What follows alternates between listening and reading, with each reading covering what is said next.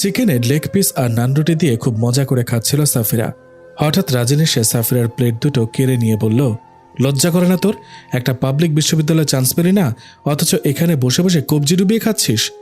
তারপর আফরোজা বেগমকে উদ্দেশ্য করে বলল, আম্মা, আজকে ওর খাবার খাওয়া বন্ধ।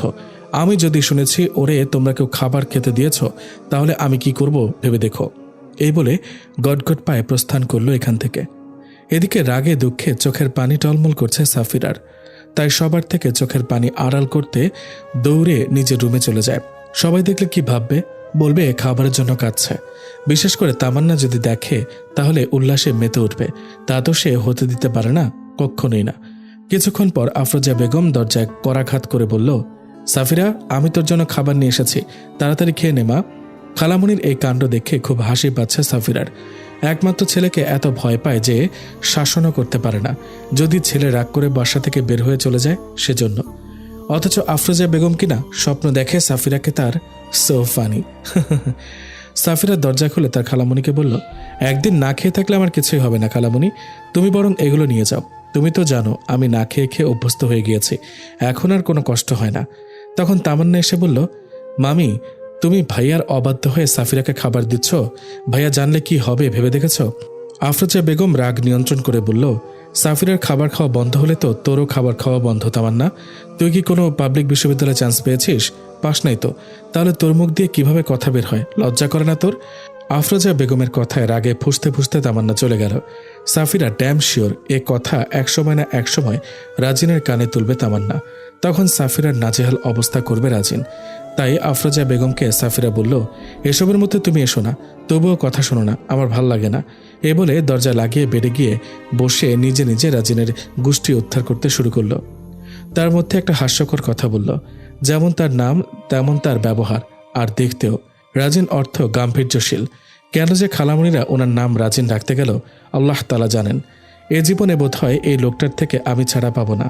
বিকালবেলা সাফিরা ঘুমিয়েছিল। দরজার ঠুসঠার শব্দে ঘুম ছুটে দৌড়ে পালাতে বাধ্য হলো।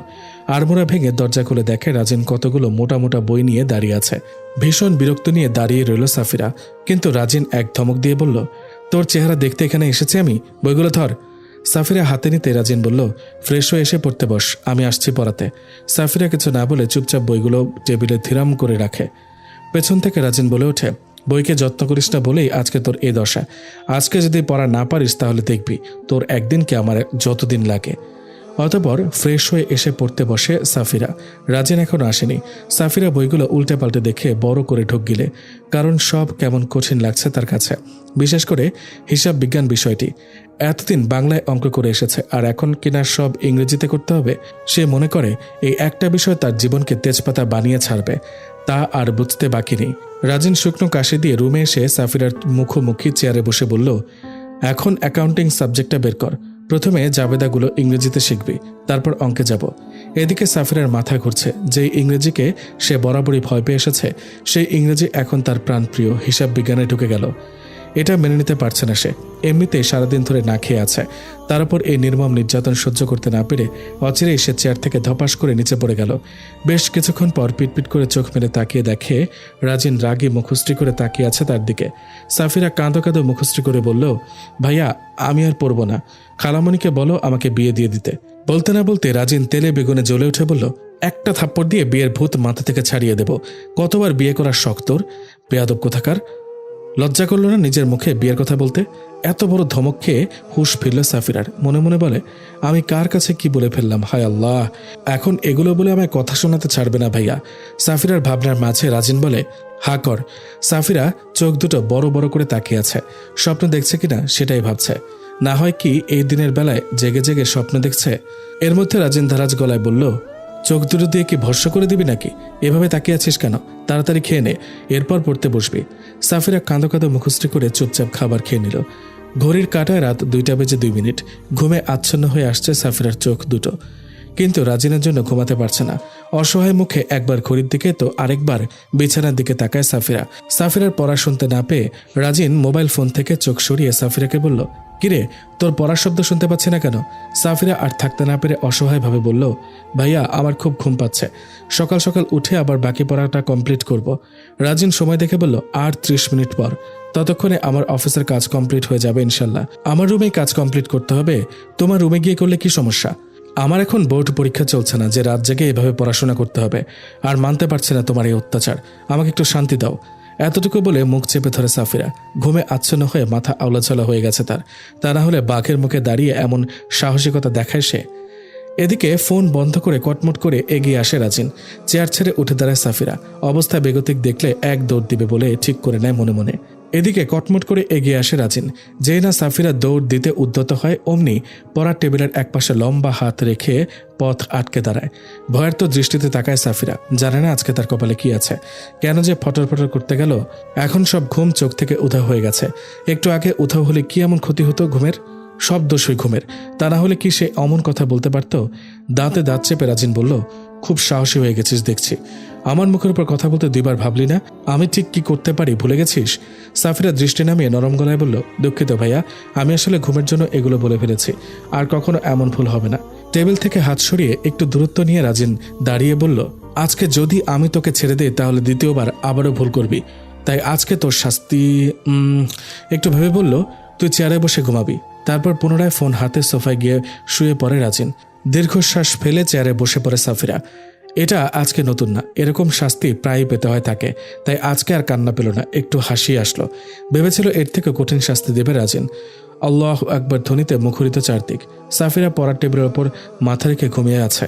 রাজিনের ঘুম ভেঙে যায় আজানের ধ্বনি কানে পৌঁছাতে। হাই তুলে উঠে বসে। কখন যে ঘুমিয়ে পড়েছিল সোফায় তার মনে নেই। সামনে তাকাতে দেখে সাফিরা পড়ার টেবিলে মাথা রেখে ঘুমিয়ে আছে। কিছুক্ষণ সেদিকে তাকিয়ে থেকে উঠে দাঁড়ায়। যাওয়ার সময় দরজা অনেক শব্দ করে লাগিয়ে যায়, যার ফলে সাফিরার ঘুম ভেঙে যায়। মাথা তুলে তাকিয়ে আশপাশে দেখতে পায় রাজিন নেই। দেওয়াল ঘড়িতে সময় দেখে বুঝতে পারেন রাজিন মসজিদে গিয়েছে। সাফিরা উঠে ফ্রেশ হয়ে উজু করে নামাজ পড়ে নেয় ফজরের। তারপর বিছানায় গা এলিয়ে দেয়। আরাম স্থানে পেয়ে নিমেষে ঘুম চোখের পাতায় নেমে আসে। সকালবেলা রাজিন অফিসে যাওয়ার সময় আফরোজা বেগম বললেন, তোর সাথে সাফিরাকে নিয়ে যা, ওর কলেজের পথ দিয়ে তো যাবি, নামিয়ে দিস। রাজিন ফোনে দৃষ্টি রেখে বলল, আমরা পায়ে হেঁটে কলেজে গিয়েছি। আর ওর প্রাইভেট কারে করে যেতে হবে কেন? রিক্সা করে চলে যেতে বলো। এই বলে বেরিয়ে যায় রাজিন। আফরোজা বেগম মন খারাপ করে পেছনে ফিরলে দেখতে পায় ঠোঁটে হালকা হাসি ঝুলিয়ে দাঁড়িয়ে আছে সাফিরা। আফরোজা বেগম বুঝতে না পেরে জিজ্ঞাসা করলেন, হাসছিস কেন? তোমার কাণ্ড দেখে হাসবো না তো কাঁদবো? খালামণি, আপ্রাণ চেষ্টা চালিয়ে যাচ্ছ যেন তোমার ছেলের মনে ধরে আমাকে, অথচ ফলাফল সেই শূন্যের কোঠায়। প্লিজ খালামণি, এরকম করো না। আমার ভাগ্যে যা আছে তাই হবে, আল্লাহ ভরসা। এই নিয়ে দুশ্চিন্তা করি না আমি। তুমিও দুশ্চিন্তা করা বন্ধ করো। রাজিন গাড়িতে উঠবে, তখন দেখে তামান্না গাড়িতে বসে আছে। রাজিনকে দেখে আমতা আমতা করে বলল, ভাইয়া, আমাকে একটু কলেজে নামিয়ে দেবেন প্লিজ। তামান্নাকে দেখে আবার মেজাজ খারাপ হয়ে গেল রাজিনের। চাপার আগের গনগনে গলায় বলল, কার পারমিশন নিয়ে গাড়িতে উঠেছিস তুই? নাম বলছি। তামান্না ভয়ে কাঁচুমাচু হয়ে যে গাড়ি থেকে নামতে যাবে, তখন সাফিরা বাড়ির মেইন গেট দিয়ে বের হয়ে আসে। রাজিন সাফিরাকে দেখতে পেয়ে তামান্নাকে বলল, গাড়িতে বস, আমি কলেজে নিয়ে যাব। তামান্না হতভম্ব হয়ে ঠিক হয়ে বসে। সাফিরাকে দেখতে পায়নি সে। তারপর রাজিন সামনে ড্রাইভারের সাথে সিটে বসলে ড্রাইভার গাড়ি ছেড়ে দেয়। পেছন থেকে সাফিরা দেখলো রাজিন তামান্নাকে তার গাড়িতে করে নিয়ে যাচ্ছে, অথচ তার বেলায় বলল রিকশায় করে যেতে, যা সাফিরার মনে অনেক কষ্ট দিল। তবুও নিজেকে সামলে নিয়ে রিকশাওয়ালা মামাকে হাতে ইশারা দিয়ে বলল, মামা যাবেন? রিকশাওয়ালা মামা বললেন, কই যাবেন? তো এই তো কলেজে। যাবো। এদিকে দুটো গলি পেরিয়ে গাড়ি থামিয়ে তামান্নাকে নামতে বলে রাজিন। তামান্না আবারও কিছু বুঝতে না পেরে বসে থাকে গাড়িতে। রাজিন থমকে উঠলে তাড়াতাড়ি গাড়ি থেকে নামে তামান্না। রিকশায় করে চলে যা বলে গাড়ি নিয়ে চলে যায় রাজিন। ঘটনার আকস্মিকতায় হতভম্ব হয়ে রাস্তার মাঝে ঠায় দাঁড়িয়ে থাকে তামান্না। তার সাথে আজকে কি হচ্ছে এসব? কার মুখ থেকে ঘুম থেকে উঠেছিল আজকে? পেছন থেকে রিকশার হর্ন দিয়ে যাচ্ছে। তামান্না মাঝ রাস্তা থেকে সরছে না বলে রিকশার ড্রাইভার বললেন, কি আপা, আর কোনো গাড়ি খুঁজে পেলেন না? রিকশার নিচে রিমোট তাইছেন? নিজেকে সামনে নিয়ে রাস্তার পাশে গিয়ে তামান্না দাঁড়ায়। তারপর সাফিরার কথা মনে হতে অন্য গলিতে ঢুকে যায়। কেননা সাফিরা যদি তাকে রাস্তায় দেখতে পায় তাহলে বুঝে যাবে রাজিন তাকে মাঝ রাস্তায় নামিয়ে দিয়েছে, যা তার কাছে খুব লজ্জার হবে। কলেজে পৌঁছে ক্যাম্পাসে দাঁড়িয়ে বান্ধবীদের সাথে কথা বলছে সাফিরা। ক্লাস শুরু হতে আরও 10 মিনিট বাকি। কিছুক্ষণ পর খেয়াল করলো তামান্নাকে কলেজ গেট দিয়ে ঢুকতে। তামান্না আর সাফিরার ডিপার্টমেন্ট আলাদা, তাই তামান্না তার ডিপার্টমেন্টের দিকে চলে গেল। সাফিরা মনে মনে ভাবলো রাজিন হয়তো তামান্নাকে গাড়ি করে কোথাও ঘুরতে নিয়ে গিয়েছিল। তা না হলে সাফিরার আগে তামান্নার পৌঁছানোর কথা কলেজে। সাফিরা ভুলে গিয়েছে কারোর প্রতি কখনো খারাপ ধারণা পোষণ করা ঠিক নয়। মানুষের প্রতি যে কোনো বিষয়ে ভালো ধারণা পোষণ করা উত্তম ইবাদতের সমতুল্য। কোরআন এবং হাদিসে মানুষের প্রতি খারাপ বা মন্দ ধারণা পোষণকে গুনাহের কাজ হিসেবে উল্লেখ করা হয়েছে। আল্লাহ তাআলা বলেন, হে ঈমানদারগণ, তোমরা অধিক ধারণা থেকে দূরে থাকো, কারণ কোনো কোনো ধারণা পাপ। আর তোমরা একজন অন্যজনের গোপনীয় বিষয়ে খোঁজ নিও না, আর একজন অন্যজনের গীবত করো না। অযথা কারো প্রতি মন্দ ধারণা পোষণ করে গুনাহগার হওয়া থেকে বিরত থাকাই শ্রেয়। হাদিসে পাকে প্রিয় নবী সাল্লাল্লাহু আলাইহি ওয়াসাল্লাম সে উপদেশই দিয়েছেন। হাদিসে এসেছে, হযরত আবু হুরায়রা রাদিয়াল্লাহু তাআলা আনহু বর্ণনা করেন, রাসূলুল্লাহ সাল্লাল্লাহু আলাইহি ওয়াসাল্লাম বলেছেন, তোমরা ধারণা থেকে বেঁচে থাকো, কারণ ধারণা ভিত্তিক কথা সবচেয়ে বড় মিথ্যা। তোমরা একে অপরের দোষ অনুসন্ধান করো না, আর তোমরা একে অপরের ব্যাপারে হিংসা বিদ্বেষ পোষণ করো না, এবং পরস্পর শত্রুতা ও দুশ্মনী পোষণ করো না। পরক্ষণে মনে কোরআন এবং হাদিসের কথা মনে হতেই নিজেকে বকা দিয়ে মনে মনে আল্লাহ তাআলার কাছে মাফ চেয়ে নিল সাফিরা। রাজিন আর তার কলিগ বন্ধু মিনহাজ একসাথে ক্যান্টিনে বসে। চাকরির সুবাদে দুজনে খুবই ঘনিষ্ঠ বন্ধু হয়েছে। চায়ের কাপে চুমুক দিয়ে একসময় মিনহাজ বলল, বয়স তো কম হচ্ছে না, আর কতদিন এভাবে থাকবি? হয় মেয়েটাকে ছেড়ে দে, নয়তো মেনে নে। এভাবে তো আর জীবন চলবে না। মেয়েটারও তো একটা ভবিষ্যৎ আছে, তোর জন্য তো মেয়েটা আটকে আছে। রাজিন কোক পান করছিল। মিনহাজের কথায় থেমে গিয়ে ভ্রুজোড়া কুঁচকে বলল, আটকে আছে মানে? আজকে সকালবেলা মিনহাজ যখন অফিসের জন্য বাসা থেকে বের হয়, তখন আফরোজা বেগম কল করে মিনহাজকে সুপারিশ করে রাজিনকে যেন সে একটু বোঝায়। তাই এসব কথা তুলে মিনহাজকে চুপ করে থাকতে দেখে রাজিন নিজেই বলে, মেয়েটা নিজের প্রয়োজনে আমাদের বাড়িতে আছে, কেউ তাকে আটকে রাখেনি। ওর মুখের দিকে তাকালে ওর সেই নষ্ট বোনের কথা মনে পড়ে যায় আমার। বোনের শাস্তি বোনকে দেওয়া কি ঠিক হচ্ছে? মেয়েটা তো আর কোনো দোষ করেনি, তাহলে ওকে কেন শাস্তি দিচ্ছিস দিনের পর দিন? এসব নিয়ে কথা বলতে ইচ্ছা করছে না বলে উঠে দাঁড়ায় রাজিন। যাওয়ার আগে বলে যায়, বোনের মতো যে বোনের চরিত্র হবে না তার কি গ্যারান্টি আছে? তারপর মিনহাজকে কিছু বলার সুযোগ না দিয়ে হন হন করে নিজের কেবিনে চলে যায় রাজিন। মিনহাজ মাথা নেড়ে মনে মনে বলে, যতদিন না রাজিন মন থেকে মেয়েটাকে মেনে নিচ্ছে, ততদিন কেউ তাকে বোঝাতে পারবে না। নতুন অবস্থায় তেমন ক্লাস হয় না বলে তাড়াতাড়ি বাসায় চলে আসে সাফিরা আর তামান্না। যদিও তারা একসাথে আসে না, কারণ তামান্না নিজেই মিশতে চায় না সাফিরার সাথে। সাফিরা এতিম বলে তাকে হিংসা করে এড়িয়ে চলে। তার চেয়ে বড় কথা হলো, রাজিনকে পছন্দ করে, তাকে বিয়ে করতে চায় তামান্না। কিন্তু সাফিরার জন্য তার স্বপ্ন পূরণে ব্যাঘাত সৃষ্টি হচ্ছে। সেই কারণে সাফিরাকে এই বাড়ি থেকে তাড়িয়ে দিতে চায় তামান্না। সাফিরা গোসল করে এসে ফোন হাতে নিয়ে বসে। তখন তামান্না এসে বলে, কিরে, কি করছিস? সচরাচর সাফিরার রুমে তামান্না আসে না। আজকে আসতে দেখে একটু অবাক হয়ে চুপ করে থাকে। তামান্না হাসি হাসি মুখ করে বলে, তোর সাথে একটা জরুরি কথা আছে। তারপর সাফিরার পাশে বসে দুঃখে ফেস করে বলল, রাজিন ভাইয়া তো তোকে একদম পছন্দ করে না, তাই বিয়েটা মানে না, আর কোনোদিন মেনেও নিবে না। তাই তোর জীবনটা সুন্দর করে সাজিয়ে দেব আমি। আমার বান্ধবীর বড় ভাই কাতার থাকে, খুবই ভালো বেতনে চাকরি করে। বান্ধবীকে তোর ছবি দেখাতেই ও পছন্দ করে ফেললো। নিজে থেকেই বলল ওর ভাইয়ের বউ করে নিয়ে যাবে তোকে। তামান্নার কথা সবটাই মনোযোগ দিয়ে শুনল সাফিরা, কিন্তু কিছু বলল না। তামান্না আবার নিচ থেকেই বলল, কিরে, কিছু বলছিস না যে? সাফিরা ফোন বন্ধ করে টেবিলের উপর রেখে ফ্যান বন্ধ করতে করতে বলল, হঠাৎ আমাকে নিয়ে তো ভাবছিস যে? বিস্ময় হতবাক আমি। তাই কি বলবো খুঁজে পাচ্ছি না রে। যাই হোক, জাযাকিল্লাহু খায়রান আমার জন্য এতটা ভাবার জন্য। আমি ভেবে তোকে জানাবো। ঠিক আছে, আমি তাহলে যাই এখন। তামান্না চলে যাওয়ার পর বাথরুম থেকে ওযু করে এসে জোহরের নামাজ আদায় করে নেয় সাফিরা। ঈমান লাভের পর ইসলামী শরীয়তের আবশ্যিক ইবাদত ও দিনের মূল ভিত্তি হলো নামাজ, আর বেহেশতের প্রবেশের চাবি হলো নামাজ। এ কারণেই ঈমান লাভের পর মুসলমানের প্রথম ও প্রধান কাজ হলো নামাজ। সাফিরার খালামণি আর খালু ভীষণ ধার্মিক মানুষ, মাশাআল্লাহ। তাদের এক মেয়ে এবং 2 ছেলে। তারাও মা বাবার শিক্ষায় বড় হয়েছে। যদিও ছোট ছেলে এখনও ছোট, তাও বাবা মায়ের কথা মতোই মাদ্রাসায় পড়াশোনা করছে। কিন্তু একটা ব্যাপারে রাজিন মা বাবার অবাধ্য, সাফিরাকে স্ত্রী হিসেবে গ্রহণ না করা। এর পেছনে যথাযুক্ত কারণ আছে বলে মনে করে রাজিন। সূর্য যখন পশ্চিম দিকে ডুবুডুবু, তখন সাফিরা রাজিনের ছোট ভাই আহমেদকে নিয়ে যায় চারা গাছ রোপণের জন্য। কলেজ থেকে ফেরার পথে ভ্যান গাড়িতে বিভিন্ন ফলের চারা গাছ বিক্রি করতে দেখে সেখান থেকে লেবু আর পেয়ারার চারা গাছ কিনে আনে। সকাল কিংবা বিকেলবেলা চারা রোপণের উপযুক্ত সময়, তাই সূর্য ডুবার অপেক্ষায় ছিল সাফিরা। রাজিনের বাবা করিম সাহেব ঢাকায় 2 তলা বাড়ি করেছেন। তিনি খুব শৌখিন মানুষ। প্রতিতলায় 2টা ফ্ল্যাট। ভাড়া দেওয়ার জন্য বাড়ি করেননি, করেছেন নিজেরা থাকার জন্য। নিজে শৌখিন, তার বাড়িটাও শৌখিন। চারপাশে বারান্দা, নিচতলার ফ্ল্যাটের ড্রয়িং রুম থেকে 2 তলা ওঠার সিঁড়ি। গেটের পূর্ব দিকে দারোয়ানের জন্য পাকা টিন শেডের একটা রুম। গাড়ি রাখার গ্যারেজ নেই। বারান্দার করিডোরে বেশ বড়, তারই একপাশে গাড়ি থাকে। পুরো বাড়িটা উঁচু পাঁচিল দিয়ে ঘেরা। পশ্চিম পাশে ফল ফুলের বাগান, বাকি জায়গাটা ফাঁকা রেখেছেন ছেলে মেয়েদের খেলাধুলা করার জন্য। ভবিষ্যতে নাতি নাতনি মানে 1 মেয়ে এবং 2 ছেলের বাচ্চা কাচ্চা খেলাধুলা করবে চিন্তা করে এই ব্যবস্থা। প্রায় সময় বাগানের পরিচর্যা করে সাফিরা। ছোটবেলা থেকে বাগান করার খুব শখ তার। এখানে এসে সে স্বপ্ন ইচ্ছা পূরণ হয়েছে আলহামদুলিল্লাহ। তাই বাগানে দেখছে এই 2টো গাছ নেই, সেজন্য 2টো গাছ কিনে আনলো। তাছাড়া পেয়ারা খুব পছন্দ সাফিরার। সাফিরাদের গ্রামের বাড়িতে বড় একটা পেয়ারা গাছ ছিল। পেয়ারাগুলো খুবই মিষ্টি আর ভেতরে গোলাপি রঙের হতো। সাফিরা গাছের ডালে পা ঝুলিয়ে বসে পেয়ারা পেরে খেত। লাস্ট যখন পাশের বাড়ির রুমানাকে নিয়ে পেয়ারা খাচ্ছিল, তখন মায়ের চিৎকার শুনে দৌড়ে যায়। ঘরে গিয়ে দেখে ফ্যানের সঙ্গে ঝুলন্ত লাশ হয়ে আছে সাফিরার বড় বোন সিনথিয়া। অফিস থেকে ফিরে নিজের রুমেই থাকলো রাজেন। আজকে মন মেজাজ ভালো নেই বলে সাফিরাকে পড়াতে যায়নি। এতে সাফিরাও বেশ খুশি হলো। খাবার টেবিলে সবাই একসাথে খেতে বসলে দুপুরে বলা তামান্নার কথাটা তুলে সাফিরা।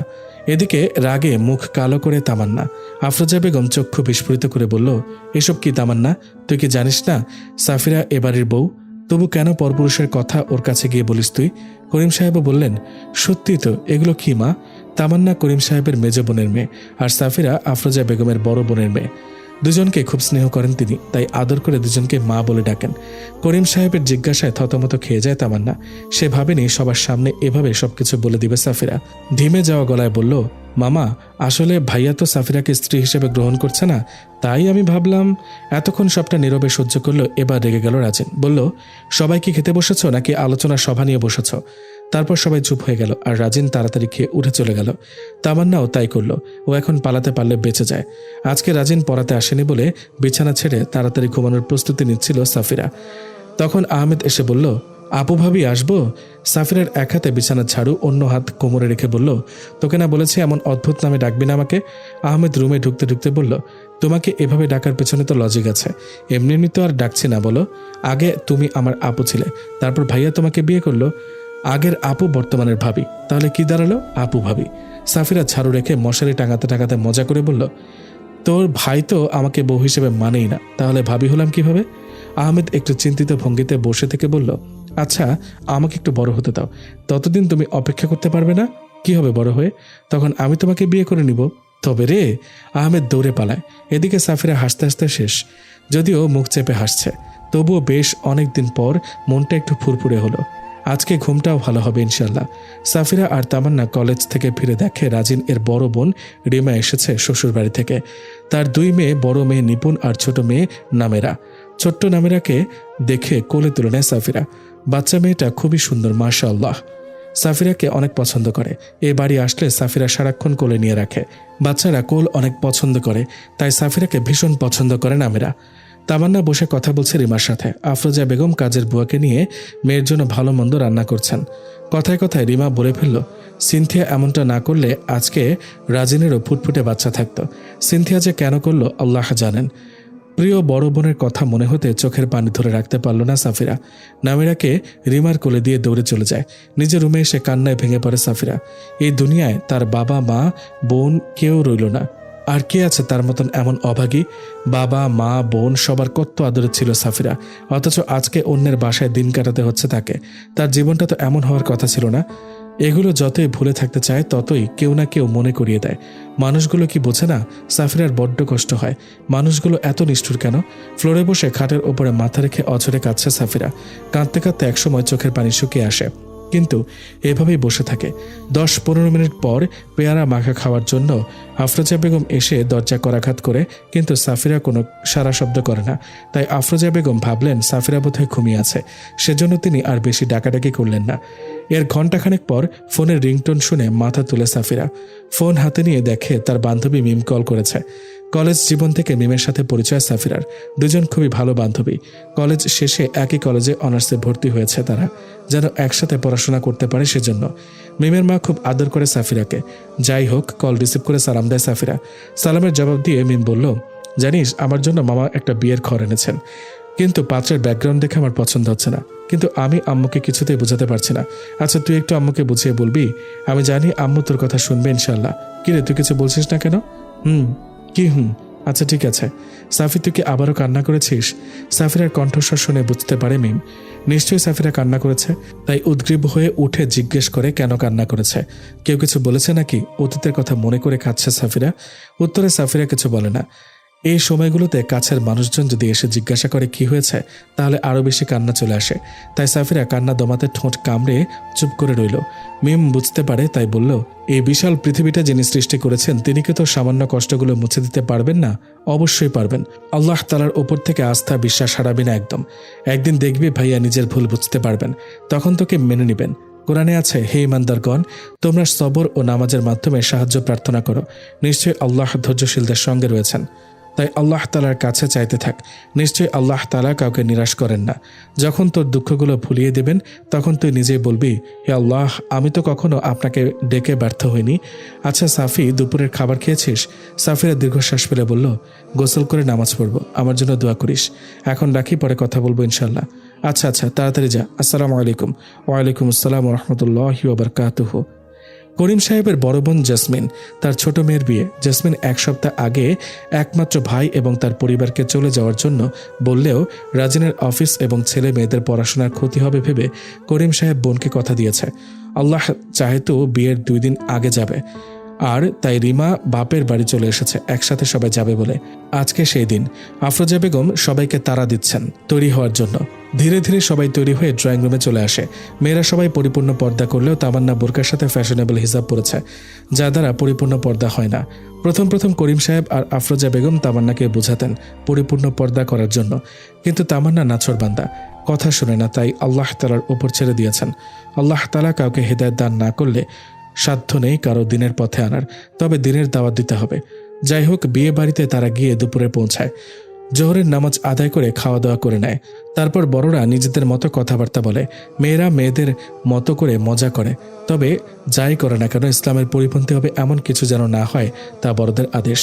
2 দিন যাবৎ সাফিরার মন ভালো নেই। এর মধ্যে বিয়ে বাড়ি এসেছে। সারা বাড়ি জুড়ে মেহমানদের সমাগম। গ্রামের বাড়ি বলে আশেপাশের লোকজন এসেছে। বৃদ্ধদের পান সুপারি দেওয়া হয়েছে, তারা আরামে খাচ্ছেন আর কথাবার্তা বলছেন। তাই সাফিরা একটু নিরিবিলি পরিবেশে থাকার জন্য ছাদে গিয়ে বসে থাকে একাকী। রাতের বেলা জ্যোৎস্নার আলোয় আলোকিত হয়ে আছে ছাদ। চাঁদের আলোয় উজ্জ্বল লাগছে সাফিরার মুখশ্রী। এক ধ্যানে মগ্ন হয়ে চাঁদের দিকে তাকিয়ে আছে সাফিরা। পেছনে রাজিন এসে দাঁড়ায়, কিন্তু সাফিরা তার টের পায় না। সাফিরাকে দেখতে পেয়ে কি করবে ভেবে পায় না রাজিন। এখানে রাজিনের সমবয়সী কোনো ছেলে নেই যে তার সাথে সময় কাটাবে। সেজন্য ছাদে আসে রাজিন, কিন্তু সাফিরাকে দেখতে পেয়ে ছাদের দরজার কাছেই থেমে ভাবতে থাকে কি করবে। কিছুক্ষণ ভেবে সামনে এগিয়ে যায়। পেছন থেকে বলে, কিরে ফাঁকিবাজ, রাতের বেলা একা একা এখানে কি করছিস? বিয়ের উসিলাতে পড়াশোনা ছেড়ে দিয়েছিস একদম। হঠাৎ কারো কথা শুনতে পেয়ে ভয়ে লাফিয়ে ওঠে সাফিরা। বুকে হাত দিয়ে দম নিতে শুরু করে। বুকে স্পষ্ট ধুকপুকানির শব্দ পাওয়া যাচ্ছে। সাফিরাকে শান্ত হয়ে দাঁড়িয়ে থাকতে দেখে রাজিন আরেকটু কাছে এগিয়ে গিয়ে তেরা চোখে তাকিয়ে বলল, কিরে, কথা বলছিস না কেন? কি হয়েছে? সাফিরা ছোট করে বলল, ভয় পেয়েছি। কেন? আপনি হঠাৎ এসে কথা বলায়। তখন আকস্মিক সাফিরার গালে হাত রেখে রাজিন বলল, তুই দেখছি ভিতর ডিম। রাজিনের এমন স্পর্শে কেঁপে ওঠে সাফিরা। ছিটকে দূরে সরে যেতে ইচ্ছা করছে, কিন্তু কোনো এক অদৃশ্য শক্তি যেন তাকে আটকে রেখেছে। ব্যাপারটা বুঝতে পেরে রাজিন শুকনো কাশি দিয়ে ছাদের অন্য পাশে চলে যায়। এই সুযোগে দৌড়ে ছাদ থেকে নেমে যায় সাফিরা। সাফিরার যাওয়ার শব্দ শুনে সেদিকে তাকায় রাজিন। নিজের কাছে নিজেই হতভম্ব সে। বিয়ের দিন ছেলেরা ছেলেদের মতো আর মেয়েরা মেয়েদের মতো করে সাজতে ব্যস্ত। একদিকে বউকে সাজানো হচ্ছে, অন্যান্য মেয়েরা রঙিন পোশাক পরে হিজাব নিকাব পরলেও সাফিরা বোরকার সাথে 6 পার্টের হিজাব নিকাব পরে। রুমের এক কোনায় বসে থেকে বউয়ের সাজানো দেখছে সে। তাছাড়া বেশিরভাগ সময় নামেরাকে কোলে নিয়ে সময় পার করছে সাফিরা। বিয়ে বাড়ি এসে রিমা নিশ্চিন্তে মজা করছে, কারণ খাওয়া আর ঘুমের সময়টা বাদ দিয়ে নামেরা সাফিরার কাছেই থাকছে। সাফিরারও বোরিং লাগছে না নামেরার জন্য। বরযাত্রী আসার পর তাদের আপ্যায়নের তদারকি করছে রাজিন। তাদের কি প্রয়োজন তা হাতে হাতে এগিয়ে দিচ্ছে। তার বড় ফুপির বড় ছেলে নেই, তাই ফুফাতো বোনের মামাতো ভাই হিসেবে সেই দায়িত্ব পালন করছে। এর মধ্যে রাজিনকে সাহায্য করার অজুহাতে তামান্না তার পিছু পিছু ঘুরছে। একে তো কি সব সাজগোজ করেছে, পর্দার পও নেই, তার উপর রাজিনকে বিরক্ত করছে। একসময় রাজিন সহ্য করতে না পেরে তামান্নার হাত ধরে টেনে কোথাও নিয়ে যাচ্ছে। হাত খুব শক্ত করে ধরায় তামান্না ব্যথা পেয়ে বলল, ভাইয়া ছাড়েন, আমার খুব লাগছে। কিন্তু তামান্নার কথা পাত্তা না দিয়ে সামনে এগিয়ে যেতে থাকে রাজিন। বাম দিকে কোনায় একটা ছোট্ট রুম আছে, যেখানে রাজিনকে থাকতে দেওয়া হয়েছে। সেখানে গিয়ে তামান্নাকে রুমে রেখে বাইরে থেকে দরজা বন্ধ করে দেয় রাজিন। তামান্নাকে আজকে একটা শিক্ষা দেবে বলে ঠিক করে নেয় রাজিন। এর আগেও অনেকবার সাবধান করেছে, কিন্তু তামান্না শুনেনি, তাই আজকে এর বিহিত করবে। তামান্না ভেতর থেকে দরজায় অনেক ধাক্কাতে থাকে, রাগে দুঃখে কান্না করে বলতে থাকে, ভাইয়া আমি আর এরকম করব না, দরজাটা খুলে দিন প্লিজ। তামান্নার দরজা ধাক্কানো আর আর্তনাদে ছোট বাচ্চারা চলে আসে। তখন রাজিন তাদের বলল, তোমাদের একটা কাজ দিলে করতে পারবে? বাচ্চাগুলো কিছু বুঝতে না পেরে ফ্যাল করে তাকিয়ে রইল। কিছুক্ষণ পর ছেলেটা, সবার বড় সেই ছেলেটা বলল, কি কাজ? ভেতরে কে আছে? দরজা খুলে দিই। রাজিন কাছে গিয়ে বসে বলল, ভেতরে একটা দুষ্টু মেয়ে আছে, আমাকে খুব বিরক্ত করছে, সেজন্য বন্দি করে রেখেছে। তোমরা দেখবে কেউ যেন দরজা খুলে না দেয়, ঠিক আছে? ছেলেটা মাথা কাত করে সম্মতি জানায়। তারপর রাজিন বলল, তোমরা চকলেট পছন্দ করো? পেছন থেকে ছোট মেয়ে বলল, আমি চকলেট খাবো। আচ্ছা ঠিক আছে, বিয়ের শেষে আমি তোমাদের সবাইকে চকলেট কিনে দিব ইনশাল্লাহ। তারপর রাজিন পুনরায় গিয়ে বিয়ের কাজে মনোযোগী হলো। বিয়েতে আগত অতিথিদের খাওয়া দাওয়া, তারপর বিয়ে, কোণে বিদায়, সবকিছু মিলিয়ে সন্ধ্যা হয়ে যায়। সবকিছু ঠিকঠাকভাবে সম্পূর্ণ হয় আলহামদুলিল্লাহ। মাগরিবের নামাজ পড়ে বড়রা যখন ফ্রি হয়ে বসে চা নাস্তা খাচ্ছে, তখন তামান্না ছাড়া পেয়ে বসার ঘরে ছুটে আসে। অবস্থা তার করুণ, সাজগোজের দশা খারাপ, চোখের কাজল লেপটে কান্না করে ফুলিয়ে ফেলেছে। তামান্নার মা দৌড়ে এসে মেয়েকে ধরে আর্তনাদ শুরু করেন। মেয়ের সাথে খারাপ কিছু হয়েছে মুহূর্তেই ভেবে নিলেন। মানুষের মন সেকেন্ডের মধ্যে কত শত ভালো মন্দ কথা বলে ভেবে ফেলে, সেই জানে। তামান্নার বাবা এগিয়ে গিয়ে মাথায় হাত বুলিয়ে বললেন, কি হয়েছে মা? কোথায় ছিলি তুই? কতবার তোকে এদিক ওদিক খুঁজলাম কিন্তু পেলাম না। ভাবলাম বিয়ে বাড়িতে কোথাও হয়তো আছিস, আনন্দ করছিস, তাই অত মাথা কামায়নি। তামান্না তার মাকে জড়িয়ে ধরে কান্না করে দেয়, যার কারণে রুবিনা বেগম আরো ভয় পেয়ে গেলেন। উত্তেজিত হয়ে জিজ্ঞেস করলেন, কি হয়েছে? তামান্না কান্না জড়িত কণ্ঠে রাজিন ভাইয়া বলে আবার কান্না শুরু করলো। সবাই রাজিনের নাম শুনে হতবাক। পেছন থেকে তখন রাজিন এসে দাঁড়ায়। সবাই রাজিনের দিকে তাকিয়ে থাকে। করিম সাহেব উঠে গিয়ে তামান্নাকে জিজ্ঞেস করে, কি করেছে রাজিন? পেছন থেকে রাজিন বলল, আমি বলছি। তারপর তামান্না কিভাবে বিরক্ত করে রাজিনকে সেই সব কথা বলে আজকে সবটা বলল রাজিন। সবকিছু শুনে তামান্নার বাবা লজ্জায় মাথা নত হয়ে গেল। আজকে মেয়ের কারণে এতটা লজ্জায় পড়বেন ভাবতেও পারেননি তিনি। রুবিনা বেগম রাগ সামলাতে না পেরে মেয়ের গালে সজোরে থাপ্পড় দিলেন। আরও দিতে গেলে আফরোজা বেগম গিয়ে ধরলেন। রুবিনা বেগমকে দূরে সরিয়ে দিলেন। তামান্না গালে হাত দিয়ে মাথা নিচু করে চোখের পানি ফেলতে লাগলো।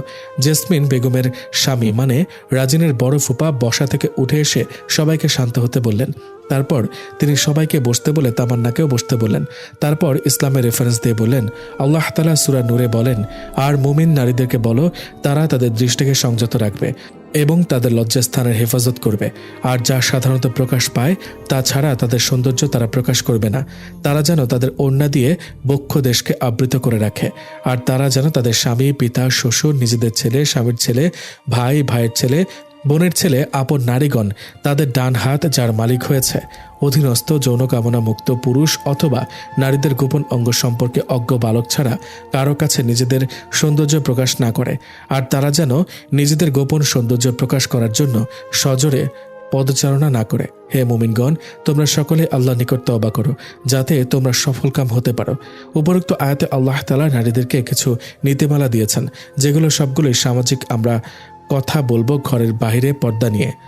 আয়াতে হিজাবে ও বোরকার ব্যাপারে কিছুই বলেনি, বরং আল্লাহ তাআলা ঘরের বাহিরে পর্দার ব্যাপারে বলেছেন, যা সাধারণত প্রকাশ পায়, তাছাড়া তাদের সৌন্দর্য তারা প্রকাশ করবে না, এবং বলেছেন তারা যেন নিজেদের গোপন সৌন্দর্য প্রকাশ করার জন্য সজোরে পদচারণা না করে। দুটি কথাই সহজে বুঝতে পারা যায়, নারীদেরকে তাদের সৌন্দর্য প্রকাশে নিষেধ করা হয়েছে। সুতরাং ঘরের বাইরে নিজের সৌন্দর্যকে আবৃত করে তারপর বের হওয়া আর তাদের সৌন্দর্য লুকিয়ে রাখার নামই পর্দা। তাই মা, পর্দা মেনে চলো, এ দুনিয়া কিছুই না। আমাদের সকলকে একদিন মৃত্যুর স্বাদ গ্রহণ করতে হবে, কাজেই মৃত্যুর পূর্ব প্রস্তুতি নিতে আমাদের ইসলামের সকল বিধি নিষেধ মেনে চলতে হবে। আজকে তোমার কারণে তোমার বাবা মায়ের মাথা নিচু হয়েছে, তাই তোমার বাবা মায়ের কাছে মাফ চেয়ে বলো, আর কখনো এমন কাজ করবে না যে কাজে আল্লাহ পাক নারাজ হন।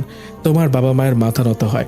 অতঃপর তামান্না নিজের ভুল বুঝতে পেরে মা বাবার কাছে মাফ চেয়ে নেয়, আল্লাহ তাআলার কাছে তওবা করে নেয়। রাজিন আর এখানে থাকলো না, বিয়ের পরের দিনেই চলে গেল নিজেদের বাড়ির ঢাকায়। বাকিরা মেয়েকে শ্বশুর বাড়ি থেকে নিয়ে আসা পর্যন্ত থাকবে। বিয়ের জন্য অফিস থেকে 5 দিনের ছুটি নিয়েছিল রাজিন, কিন্তু ছুটি শেষ হওয়ার আগে যখন অফিসে গেল, লাঞ্চ আওয়ারে মিনহাজ আশ্চর্য হয়ে জিজ্ঞাসা করলো, কিরে, মানুষ ছুটি চেয়েও ছুটি পায় না, আর তুই ছুটি শেষ হওয়ার একদিন আগে চলে এসেছিস, ব্যাপারটা কি? বিয়ে ঠিকঠাক মতো সম্পূর্ণ হয়েছে তো? বিয়ে ঠিকঠাক মতোই হয়েছে, তাহলে চলে এলি কেন? তামান্নার ব্যাপারটা সবটা বলে রাজিন বলল, তাই আর ওখানে থাকতে ইচ্ছা করে নাই। মিনহাজ সবটা শুনে বলল, আচ্ছা তোর যে বউ কথাটা বলতেই রাজিন কেমন করে তাকালো মিনহাজের দিকে। তাই মিনহাজ বলল, মানে তোর খালাতো বোন, উনি কি পর্দা করেন? রাজিন শান্ত স্বরে বলল, তোর সামনেও করে? রাজিন খুব স্বাভাবিকভাবে বলল, না। কেন করে না? খাবার খাওয়া থামিয়ে রাজিন বলল, ও আমার বিয়ে করা বউ, ও কেন আমার সামনে পর্দা করবে? মিনহাজ মুচকে এসে বলল, তাহলে মানছিস ও তোর বিয়ে করা বউ? জবাবে রাজিন কিছু বলল না, চুপ করে খাওয়াতে মনোযোগ দিল। খাবার খাওয়া শেষে মিনহাজ আবার বলল, তুই মানিস আর না মানিস, উনি তোর বউ, বিয়ে করা বউ। আজকে তোর ফুফাতো বোন তোর সামনে বেপরদায় ঘুরে বেড়ায় বলে তোর রাগ হচ্ছে। অপরদিকে তোর খালাতো বোন, সেও তোর সামনে বেপরদায় ঘুরে বেড়ায়, সেটা তোর কাছে মোটেও খারাপ লাগছে না। তাই বোঝা যায় এটাই হালাল সম্পর্কের পাওয়ার, বুঝলি? রাজিন আগে কখনো এভাবে ভেবে দেখেনি, তাই এখন চুপ করে বসে রইল। তারপর যখন অফিস থেকে বাসায় ফিরল, তখনও তার মাথায় এসব ঘুরপাক খেতে শুরু করলো। রাতে ঘুম ও ঠিকঠাক মতো হলো না। এর 2 দিন পর বাসার সবাই ফিরে এলো। সাফিরাকে পড়ানোর মাঝে মাঝে রাজিন তাকে পর্যবেক্ষণ করা শুরু করলো। অতীত দুপুরে রান্নাবান্নার শেষে মনোরা বেগম পুকুর ঘাটে গিয়েছেন হাড়ি পাতিল ধোয়ার জন্য। ধুয়ে এসে রোদে শুকাতে দিয়ে সাফিরার কাছে গেলেন। সাফিরা পেয়ারা গাছে বসে পেয়ারা খাচ্ছিল। তার স্কুল কোচিং সবকিছু বন্ধ, তাই আরাম করে গাছের ডালে বসে আছে। পাশে রুমানের সাথে গল্প করছে। মনোরা বেগম বাঁশ ঝাড়ের থেকে একটা কঞ্চি নিয়ে সাফিরাকে ভয় দেখিয়ে বলে, নিচের আম্বি নাকি এটা দিয়ে তোরে ফিডামো? বেন্নাবেলা থেকে কাম করতেছি, আমার হাতে একটু কাম করবি তা না, টই টই করে পাড়া বেড়াচ্ছিস।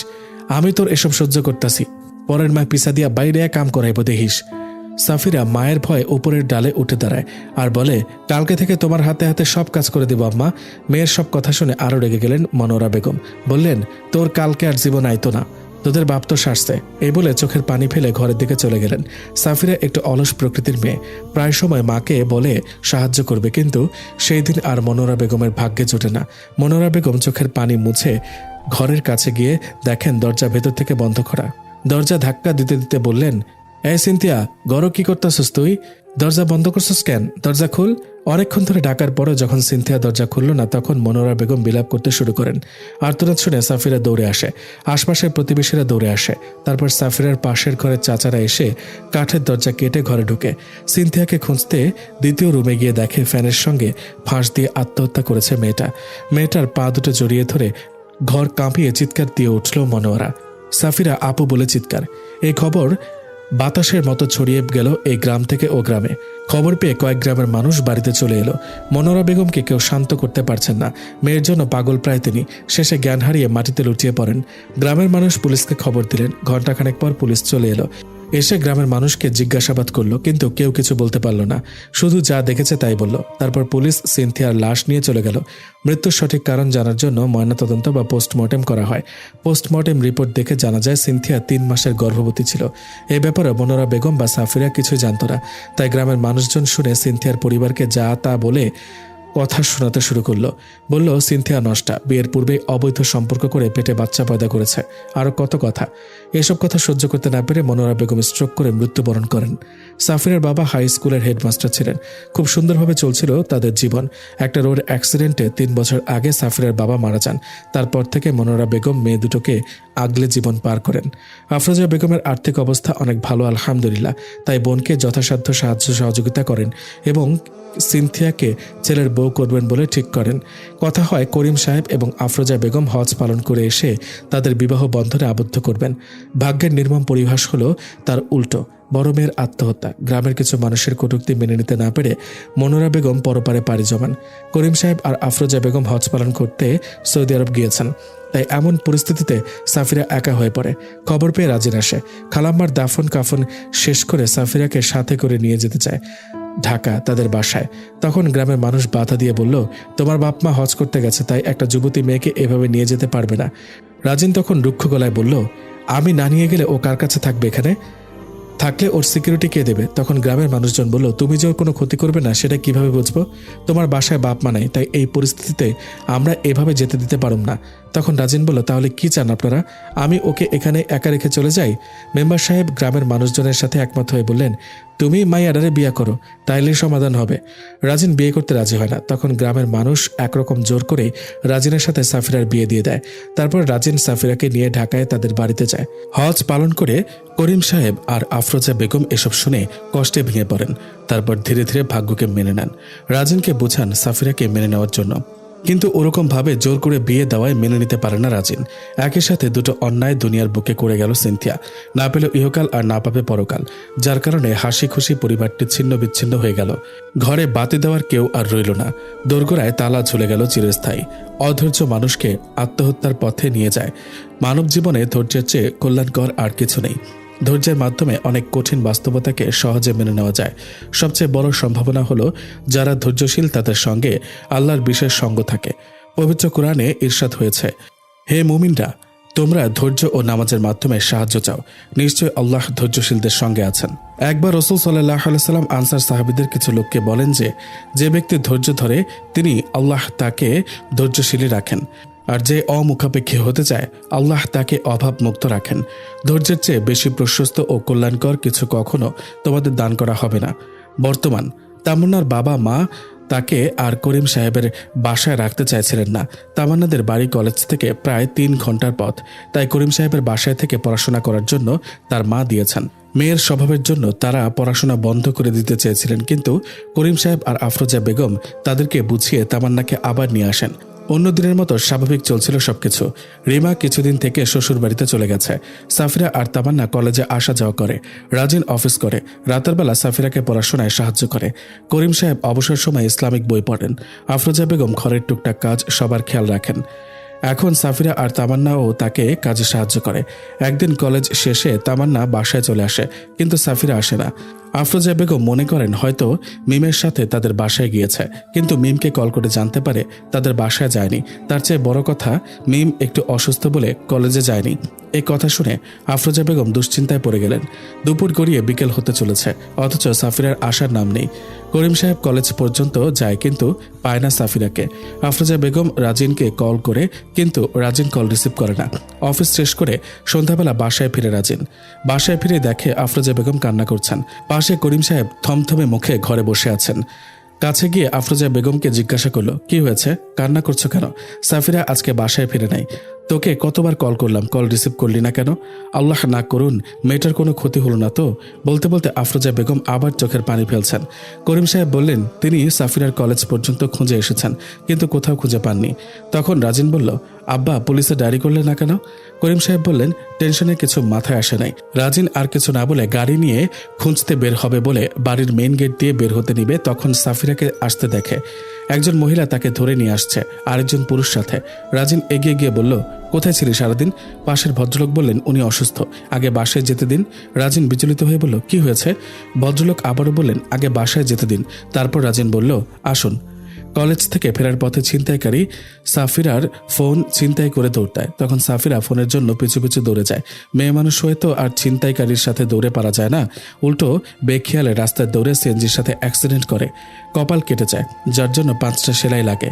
তাছাড়া হাতের কিছু অংশ ছিলে গেছে এবং হিজাবের অংশ ছিঁড়ে গেছে। যারা তাকে ধরে নিয়ে এসেছে বাসায়, তারা সাফিরাকে হসপিটালে নিয়ে যায়। সাফিরার যখন জ্ঞান ফেরে তখন ঠিকানা বললে তারা বাসায় নিয়ে আসে। সম্পদ আত্মসাৎকারী বা ছিনতাইকারী নিঃসন্দেহে কবিরা গুনাহগার ও মহাপাপী, এবং তার জন্য রয়েছে যন্ত্রণাদায়ক শাস্তি। আদালতে বিচারক তাদের অপরাধের মাত্রা অনুতাপের শাস্তি নির্ধারণ করবেন। সেটি জেল, জরিমানা বা উভয়টি হতে পারে, কিন্তু সকল বিদ্বানদের ঐক্যমতে তার হাত কাটা যাবে না। কেননা রাসূল সাল্লাল্লাহু আলাইহি সাল্লাম বলেন, লুণ্ঠনকারী বা ছিনতাইকারী ও আত্মসাৎকারীর হাত কর্তন করা হবে না। তিনি আরও বলেন, যে ব্যক্তি অন্যের মাল ছিনতাই করে সে আমাদের দলভুক্ত নয়। হাসান বসরি ও ইয়াস বিন মুআবিয়ার মধ্যে ছিনতাইকারীর হাত কাটা নিয়ে মতপার্থক্য দেখা দিলে তারা খলিফা ওমর বিন আব্দুল আজিজের নিকট পত্র প্রেরণ করেন। তিনি উত্তরে লিখেন, ছিনতাইকারীর হাত কাটা যাবে না, বরং তার পিঠে চাবুক মারো এবং তাকে বন্দী করো। মানুষ যদি সবসময় মৃত্যুর কথা স্মরণে রাখত, তাহলে অন্যায় কাজ হতে বিরত থাকত। আফরোজা বেগম সাফিরাকে উপকারী ব্যক্তিদের নাস্তার ব্যবস্থা করলেন। নাস্তা খাওয়ার শেষে তারা চলে যেতে উদ্যত হলে রাজিন বলল, হসপিটালে নিশ্চয়ই অনেক টাকা খরচ হয়েছে, যদি বলতেন তাহলে আমি টাকা দিয়ে দিতে চাই।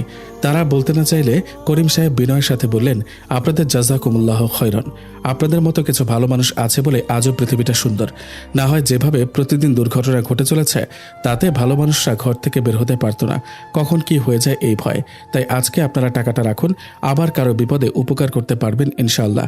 অতঃপর তাদের সমস্ত খরচ মিটিয়ে দেয় রাজিন। তারপর রাত বেড়ে যাচ্ছে বলে চলে যায় তারা। সাফিরাকে সম্পূর্ণ বেড রেস্টে থাকতে বলেছে ডাক্তার। আফরোজা বেগম সাফিরাকে পেয়ে স্বস্তির নিঃশ্বাস ছাড়লেও ক্ষতস্থান দেখে বুকটা যেন ফেটে যাচ্ছে। এতে মেয়েটার কপালে কি সুখ নেই, এই ভেবে ভয় তার। সাফিরা নীরবে শুয়ে আছে, মাথা যন্ত্রণা করছে খুব।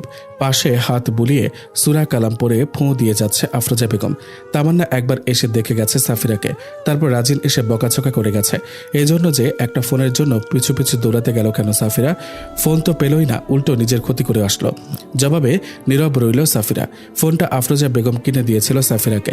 অবসর সময় ইসলামিক বই বা বিভিন্ন হাদিস সম্পর্কে জানতে পারে এই ফোনের মাধ্যমে, তাই ফোনটা অনেক প্রিয় ছিল সাফিরার। রাতের খাবার খেয়ে ঔষধ খেয়ে তাড়াতাড়ি শুয়ে পড়ল সাফিরা। সাথে ঘুমের ঔষধ থাকায় কিছুক্ষণের মধ্যেই ঘুমিয়ে পড়ল।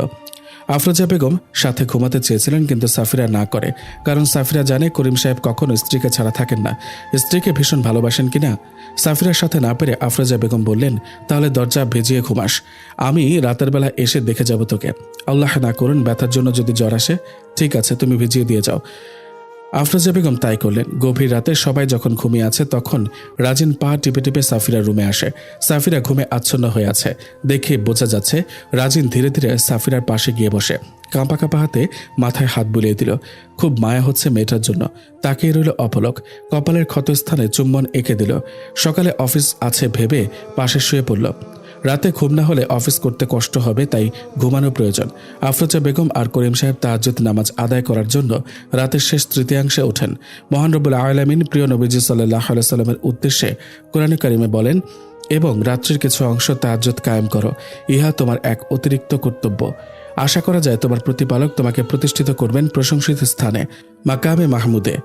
রাতের ইবাদত প্রসঙ্গে কোরআন মাজিদে আরও রয়েছে, হে কম্বলাবৃত, রাতে দণ্ডায়মান হও কিছু অংশ বাদ দিয়ে, অর্ধরাত্রি অথবা তার চেয়ে কিছু কম অথবা তার চেয়ে বেশি, এবং কোরআন তেলাওয়াত করো সুবিন্যস্তভাবে ও স্পষ্টভাবে। আমি তোমার প্রতি অবতীর্ণ করেছি গুরুত্বপূর্ণ বাণী। নিশ্চয়ই ইবাদতের জন্য রাত্রিতে ওঠা প্রবৃত্তি দমনে সহায়ক এবং স্পষ্ট উচ্চারণের অনুকূল। নিশ্চয়ই দিবা ভাগে রয়েছে তোমার দীর্ঘ কর্মব্যস্ততা। তুমি নিজ পালনকর্তার নাম স্মরণ করো এবং একাগ্র চিত্তে তাতে নিমগ্ন হও। আল্লাহ তাআলা আরও বলেন, হে বস্তাবৃত, ওঠো, সতর্ক করো, আপন পালনকর্তার মাহাত্ম্য ঘোষণা করো, স্বীয় পোশাক পবিত্র করো এবং অপবিত্রতা থেকে দূরে থাকো। অন্যকে কিছু দান করে অধিক প্রতিদান আশা করবে না, আর তোমার পালনকর্তার উদ্দেশ্যে ধৈর্য ধারণ করো। আফরোজা বেগম অজু করে এসে সাফিরাকে দেখতে এসে দেখেন দরজা ভেতর থেকে বন্ধ করা। বন্ধ দেখে তিনি আশ্চর্য হলেন। সাফিরাকে তো বলেছিলেন দরজা বন্ধ করতে না, কেন তাহলে করল? তিনি আর এই মুহূর্তে মাথা ঘামালেন না, সাফিরাকে ডাকলেনও না। এমনিতেই অসুস্থ, ডাকাডাকি করে ঘুম ভাঙলে মাথায় আঘাত পেতে পারে, তাই তিনি চলে গেলেন। ফজরের আজানের ধ্বনি শুনে দ্রুত উঠে বসে রাজিন। সাফিরা ঘুমে থাকতে থাকতে রুম ত্যাগ করে সকালে অফিসে চলে গেল। অফিস থেকে ফিরে নিজের রুমেই থাকলো। সাফিরাকে একবার গিয়ে জিজ্ঞাসাও করলো না শরীরের কি অবস্থা। সাফিরা আশা করছিল তাকে অন্তত জিজ্ঞাসা করবে রাজিন, কিন্তু করে নাই দেখে সামান্য মন খারাপ হলো। দ্বিতীয় দিন আবারও সবাই যখন ঘুমিয়ে পড়েছে তখন রাজিন সাফিরার রুমে আসে, দেখে ঘুমিয়ে আছে সাফিরা। দ্বিতীয় দিন ও একই কাজ করলো, সাফিরার পাশে গিয়ে ঘুমিয়ে রইল। আজকে সাফিরা ঘুমের ঔষধ খায়নি, ঘুমের ঔষধ খাওয়া ভালো না বলে, তাই মাঝরাতে ওয়াশরুমে যাবে বলে ঘুম ভেঙে গেল। শোয়া থেকে উঠে বসে পাশে তাকাতে ড্রিম লাইটের আলোয় পাশে রাজিনকে ঘুমিয়ে থাকতে দেখে ভয় পেয়ে কিছুটা দূরে সরে গেল। বিয়ে হয়েছে প্রায় 3 বছর হতে চলল, কিন্তু রাজিনকে তার পাশে কখনো দেখেনি।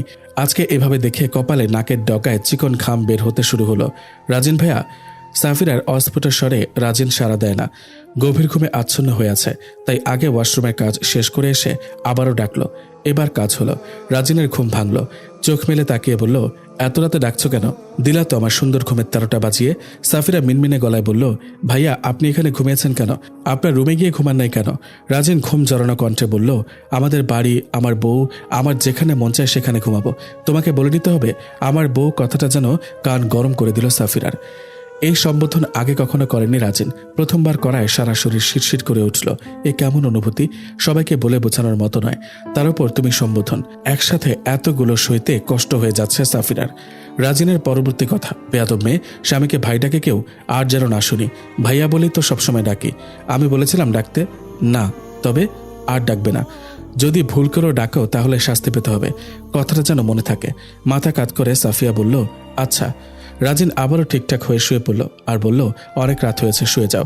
সাফিরা একটু দূরত্ব নিয়ে শুয়ে পড়ল। সাফিরার আহত স্থানে সেলাই কাটা হয়েছে, এখন কাটা দাগ স্পষ্ট বোঝা যাচ্ছে।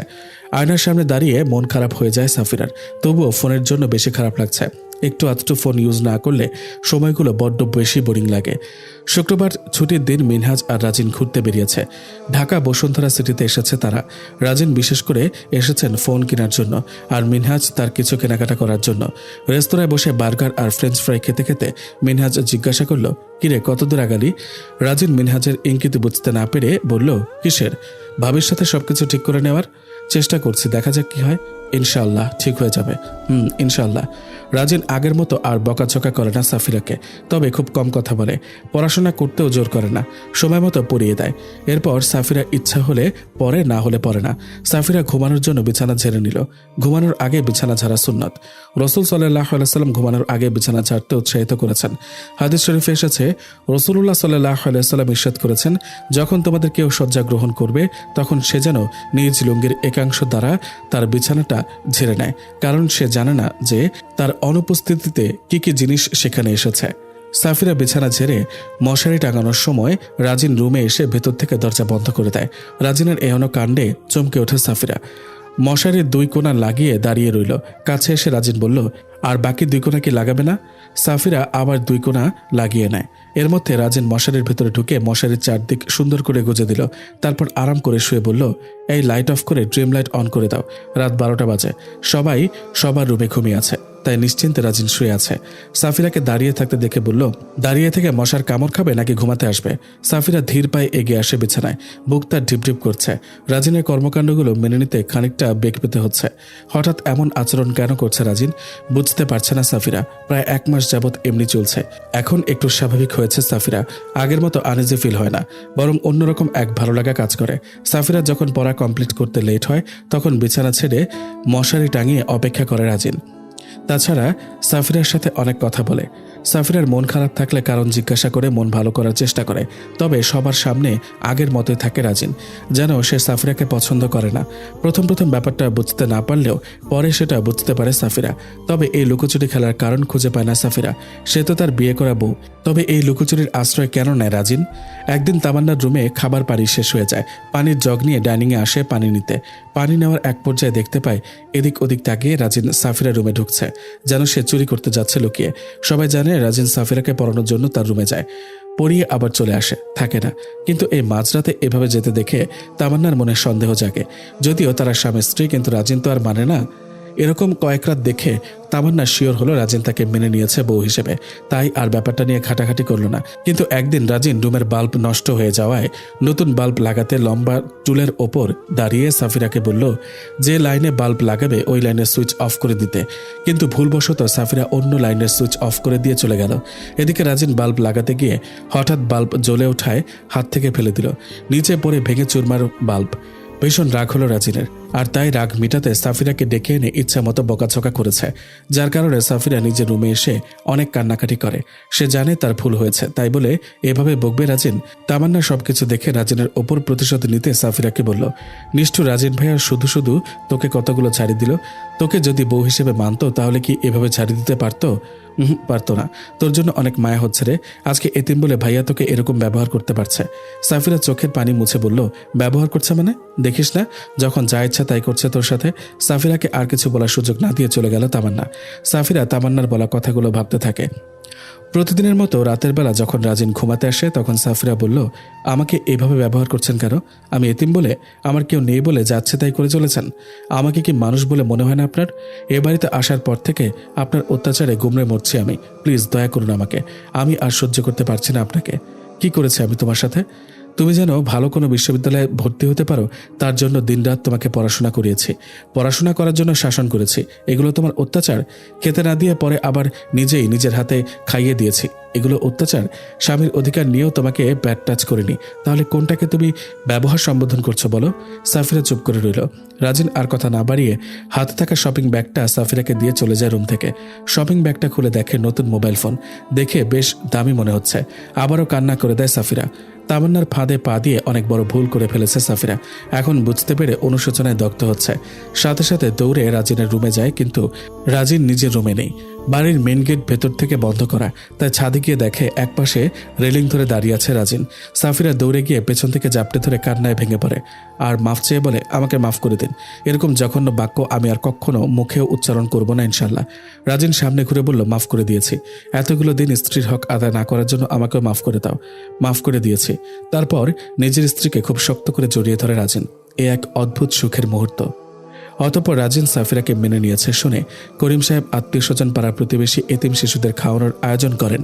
রাজিনের কাজিনরা বাসর ঘর সাজিয়ে তারপর সবকিছু নতুন করে শুরু হয় রাজিন আর সাফিরার জীবনে। কয়েক মাস পর তামান্নারও বিয়ে হয়ে যায়। শ্বশুর বাড়ি গিয়ে স্বামীর সংসার নিয়ে ব্যস্ত হয়ে পড়ে। সবাই সবার জীবনে ভালোবাসা খুঁজে নেয়।